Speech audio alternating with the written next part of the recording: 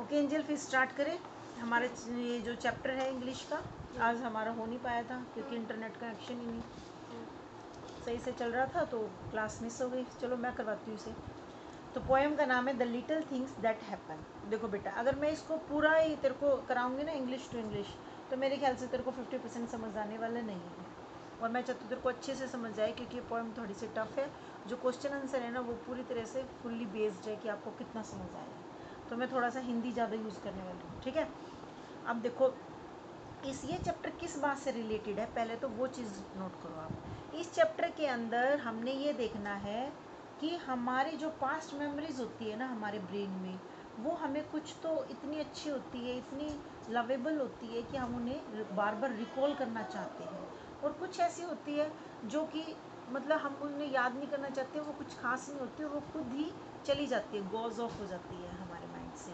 तो ये पूरा चैप्टर इन मेमोरीज़ पे डिपेंड करता है कि कुछ मेमोरीज ऐसी होती है जो हमेशा हमारे माइंड में रहती है और हम उनको बार बार रिकॉल करते हैं, उनको थोड़ा सहज के रखते हैं, ठीक है। और बार बार हमारा मूड फ्रेश होता है उनसे। और कुछ मेमोरीज ऐसी होती है जो कि अपने आप ही चली जाती है। जो चली जाती है उसके लिए एक वर्ड है जो बार बार इस पोएम में यूज़ होने वाला है, that is known as vendor of.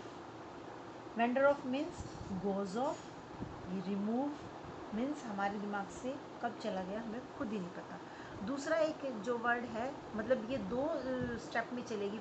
एक तरफ है प्यारी प्यारी चीज़ें और एक तरफ है जस्ट सो चीज़ जो खुद ही चली गई, और एक जो स्टे है, स्टे लवली वाली चीज़ें जो स्टे करेगी, और जो नहीं है वो खुद ही चली जाएगी, वो वेंडर ऑफ होगी। तो इसमें हमारे तीन जो मेन मीनिंग है, वर्ड मीनिंग है, वो बार बार यूज़ होने वाले हैं। तो फर्स्ट ऑफ ऑल मैं चाहूँगी कि वो मैं करवाऊँ तुम्हें। Talked, first one is talked.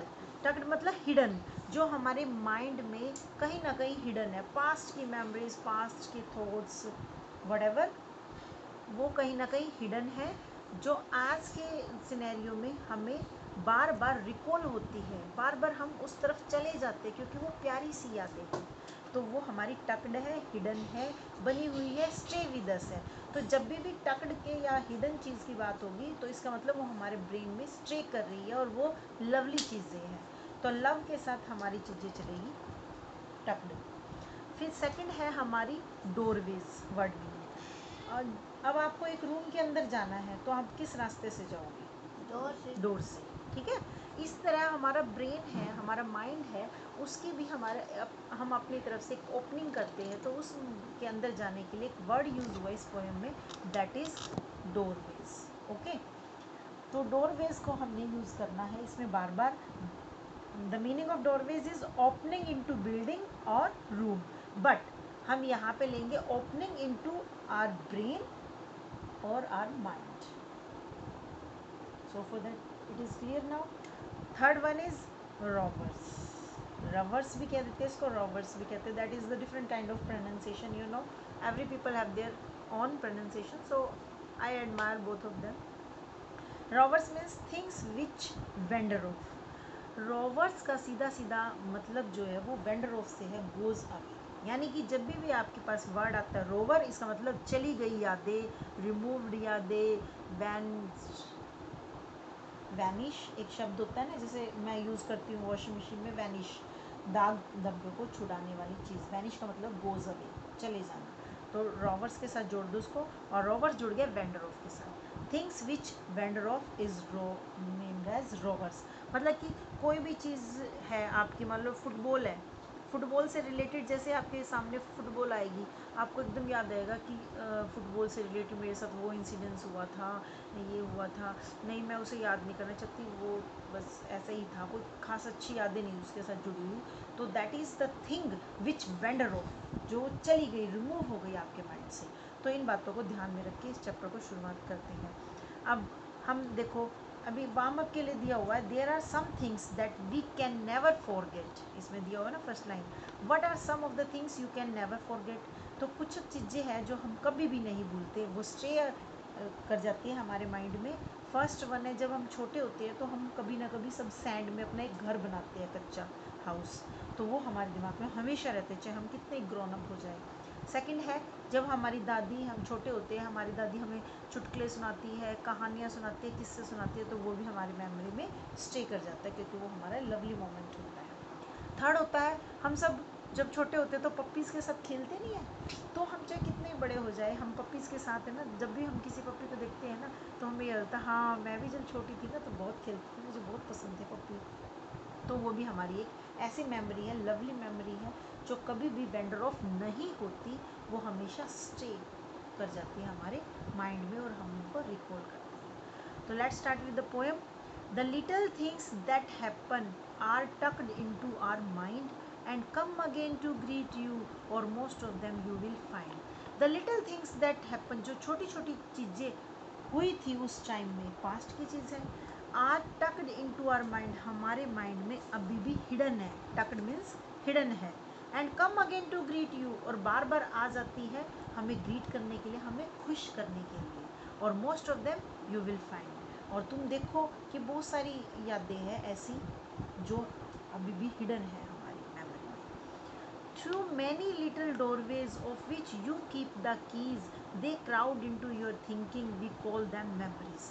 Through many little doors, बहुत से सारे छोटे छोटे डोरवेज से, डोरवेज मतलब वही एंट्री गेट जो हमारे माइंड के लिए इस्तेमाल हुआ है, अभी मैंने कराया था ना, डोरवेज, छोटे छोटे डोरवेज से हमारे माइंड में ओवर क्राउडेड हो जाते हैं, यानी कि जो हमारा सोच का पैटर्न एक माइंड में चलता रहता है ना, मैम ने क्या कराया था स्कूल में, मम्मी ने आके क्या कराया, फिर खाना खाया, हम सो गए, ऐसी छोटी छोटी बातें, ये जो थॉट्स होते हैं ना वो हमारे माइंड में ओवर क्राउडेड हो जाते हैं, यानी कि एक के बाद एक के बाद एक पूरी भीड़ लग जाती है वहाँ पे, क्राउड मीन्स भीड़ लग जाती है।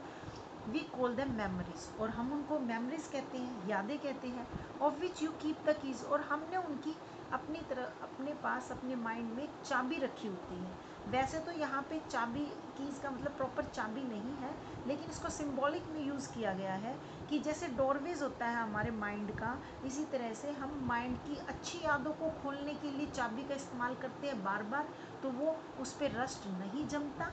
रस्ट आप समझते हो, रस्ट होता है जो आयरन की चीज़ें बनी होती है ना, तो वो क्या होती है जैसे जैसे पुरानी होती जाती है ना, तो एयर और वाटर के कांटेक्ट में आके वो थोड़ी थोड़ी स्पॉइल्ड होनी शुरू हो जाती है, तो that is known as rust, उस पर जंग लग जाता है।